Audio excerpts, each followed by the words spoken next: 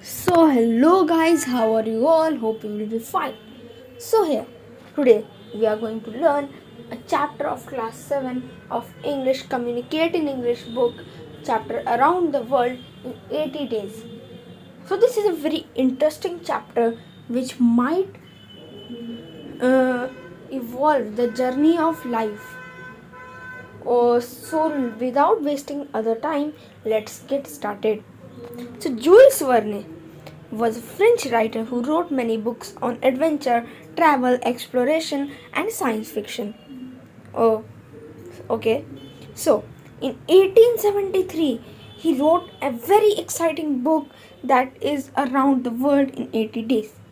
So, the book describes the adventures of a gentleman. What was his name? So, his name was Mr. Phileas Fogg, and his servant Passepartout, and also a detective, Mr. Fix, who set off on a journey around the world because Fogg placed a bet with his friends that he could do it in 80 days. So, what he could do it in 80 days? So, he could travel the whole world in 80 days. So, this chapter is going to be very interesting. So, I know you guys must be attentive and listen to me properly. So, let's get started. Characters: narrator Phileas Fogg, Jean Passepartout, who was a servant of Phileas Fogg, Mr. Fix, Andrew Stuart, John Sullivan, Samuel Fallotin, Thomas Flanagan, Gordon Raffle. So, scene 1. Today we are going to study scene 1 and scene 2. Scene 3 and scene 4 we will study in the next video. Okay. So scene 1. Spotlight on the left front of the stage on front curtain. A man dressed in a silk suit sitting in a chair looking at an old-fashioned watch on a chain. So what was Phileas Fogg?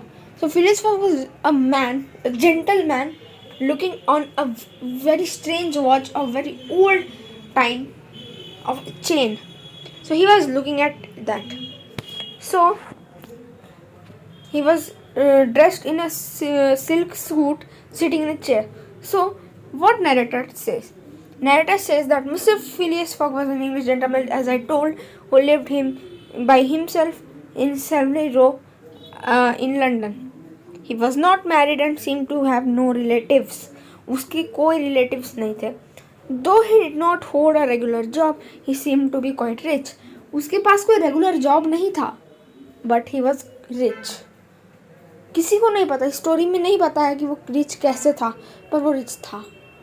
अब उसे अपने बाप से मिला हो, दादाजी से मिला हो, किसी से भी मिला हो, वो रिच था. ठीक है.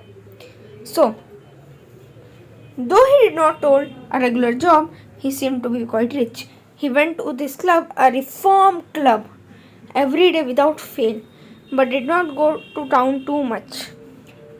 वो एक क्लब जाता था, हर रोज जाता था. क्या नाम था उस क्लब का?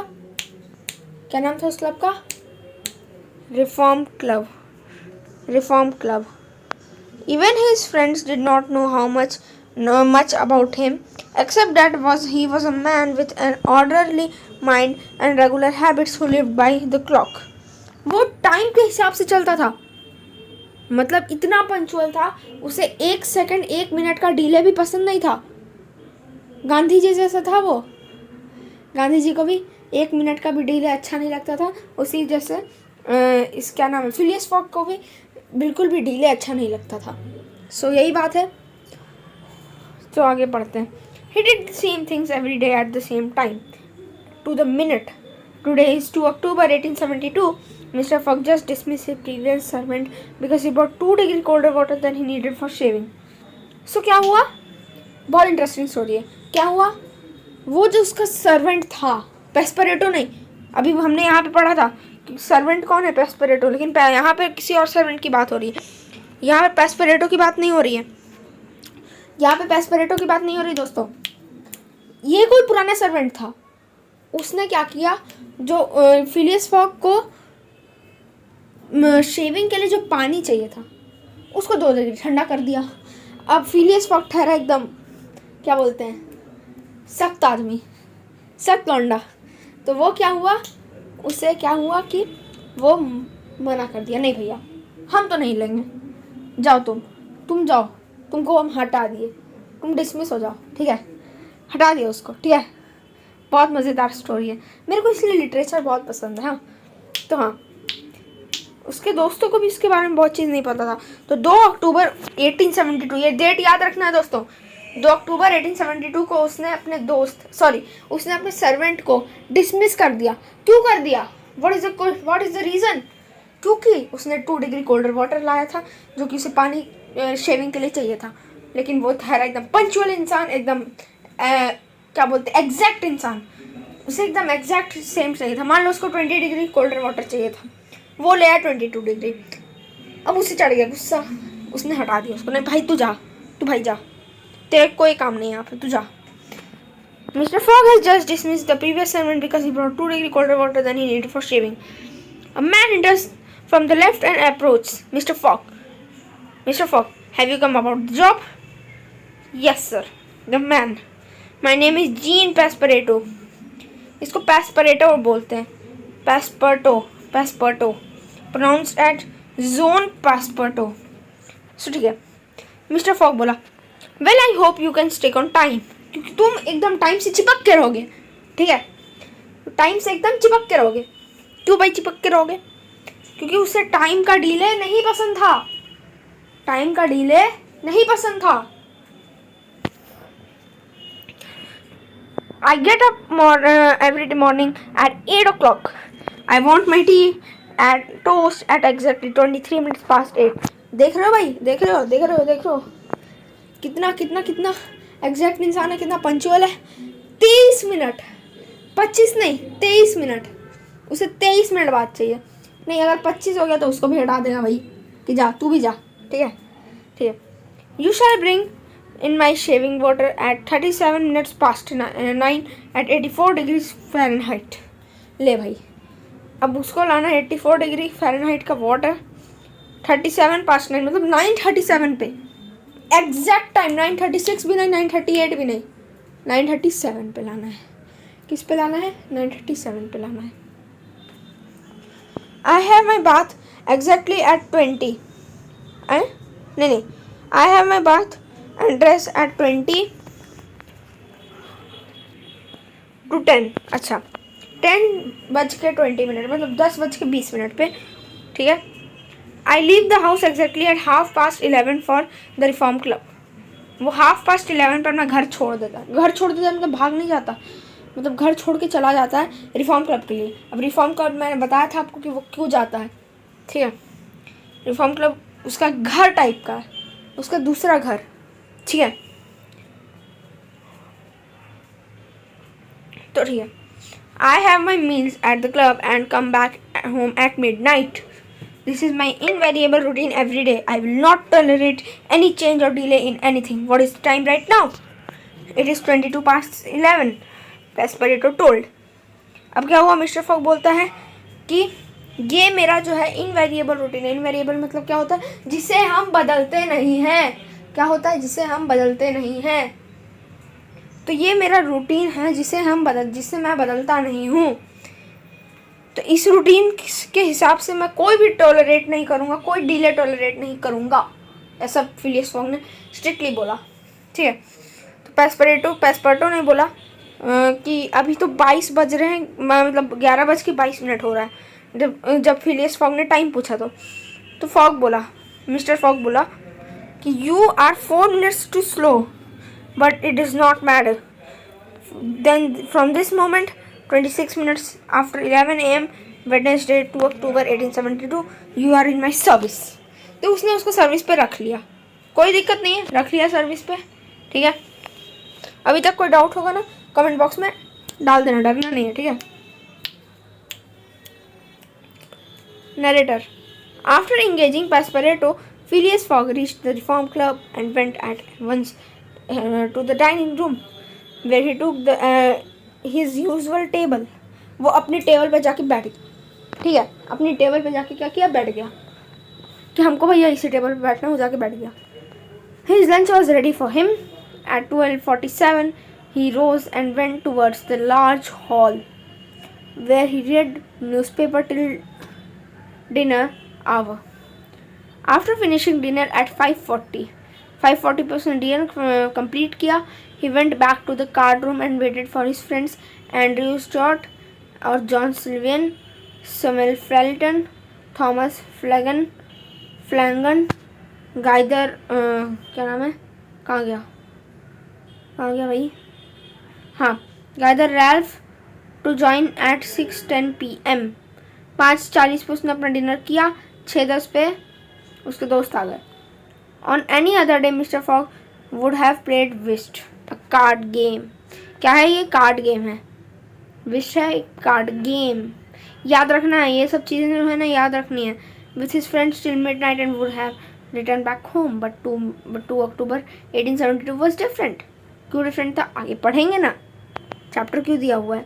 While Mr. Fogg and his friends were playing whist, there was a discussion about a bank robbery that had been reported in the paper that day. 55,000 pounds had been stolen, and it was said that the thief had fled the country in the guise of an English gentleman. Guise मतलब क्या होता है? उसके रूप में. ठीक है. Pound क्या है? यहाँ पे पाउंड क्या है भाई? पाउंड मतलब कुछ नहीं. पाउंड मतलब सिंपल सा करेंसी होता है उस कंट्री का, जिस कंट्री की हम पढ़ाई कर रहे हैं. अभी किस कंट्री की पढ़ाई कर रहे हैं कमेंट में डाल देना. The curtain opens and reveal a card room at the reform club. ये देखो, ये है भाई. अब इसमें से फिलियस फॉग कौन है? मेरे को तो लग रहा है ये वाला. हमको लग रहा है ये चश्मा वाला, पता नहीं कौन है. The 6 men are seated in chairs and are in the middle of the conversation. Playing cards are on the table with Mr. Fogg arranging them carefully. अब क्या होता है? उन लोग तो गेम खेल रहे थे. The world is large enough for the man to disappear. मतलब स्टॉट बोलता है कि ये दुनिया तो बहुत बड़ी है, कोई इंसान कहीं भी छुप सकता है. मिस्टर फॉग बोलता है इट वॉज वंस, ये पहले के समय में था, बट अब तो हम दुनिया की सैर 80 दिनों में कर सकते हैं. 80 मतलब 80. ठीक है, हिंदी नहीं आती तो बता दे रहा हूँ. 80 मतलब 80. 80 दिनों में, 80 डेज में हम पूरे वर्ल्ड का टूर कर सकते हैं. और यही बात में हो गई उन लोगों में लड़ाई. कैसे हुई वो बताता हूँ. फिर उसमें बोला, दूसरे फ्रेंड ने बोला हाँ वो सच है. दूसरे फ्रेंड ने बोला, स्टॉट ने, but that doesn't include bad weather, slips, rail accidents and so on. ये शिप वृक्ष है, मैंने इसको गलत प्रोनाउंस कर दिया था. ठीक है. I am willing to bet 20,000 pounds that it can be done. All included. I'd like to see you do it in 80 days. तो बाकी सब ने बोला कि हाँ तू 80 डेज में करके दिखा. बाकी सबको नहीं विश्वास हुआ मिस्टर फॉग पे. तो mister fog, I will bet 20,000 pounds against anyone who wishes that I will make the tour of the world in 80 days or less. Do you accept? So the others consult briefly. They all 5 together speak. We accept. मतलब सबने accept कर लिया कि हाँ भाई तू जा और तू घूम के आ 80 दिनों में. और अगर तू नहीं कर लिया हम मान जाएंगे भाई, हम तुमको 20,000 पाउंड दे देंगे. अच्छा 20,000 पाउंड अभी नहीं आया था ना. ठीक है, आगे की चीज़ है, मैं थोड़ा सा बता दे रहा हूँ. Good. The train leaves for drawer at 8:45 PM. I will take it. As today is Wednesday, 2 October, Gandhi Jayanti. I shall be due her here on Saturday, 21 December at 8:45 PM. Or else this check of 20,000 pounds will belong to you, gentleman. मतलब पाँचों को 20,000 रुपये मान लो. Pound नहीं समझ आ रहा है तो रुपए मान लेते हैं. 20,000 रुपये मिल जाएंगे. अब वो अपना डिस्ट्रीब्यूट करे, अकेले रखे, क्या करे, लंद फंद जो करना है करो भाई, हमको कोई फ़र्क नहीं पड़ता. फिलियस फॉग बोल के चल दिया. ठीक है, फिलियस फॉग बोल के चल दिया. The curtain is drawn. Narrator speaks as Mr Fogg and Passepartout mime the actions of the narration in front of the curtain left stage. ठीक है भाई, ये समझाने की ज़रूरत नहीं, तो ईजी लैंग्वेज है भाई. Narrator saying this, Mr. Fogg hurried back home.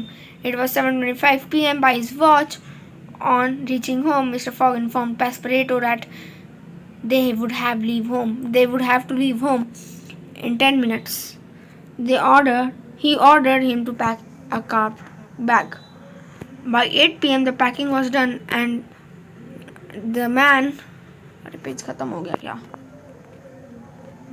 And the man left for the station.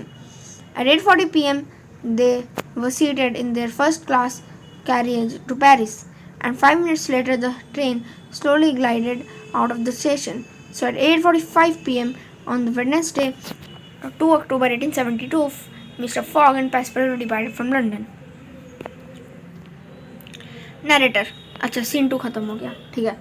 आज इतना ही तक पढ़ेंगे, बाकी का हम किसी और दिन कवर करेंगे। जल्दी इसकी पार्ट 2 भी आएगी ज़रूर आएगी, ठीक है, क्योंकि ये थोड़ा लंबा चैप्टर है तो मेरे को इसको समझाने में टाइम लगेगा। तो आज के लिए बस इतना ही हम पढ़ेंगे। तो जल्दी से अब आज की वीडियो एंड कर देता हूँ। जब तक अगली वीडियो नहीं आती है तब तक के लिए टाटा, गुड बाय।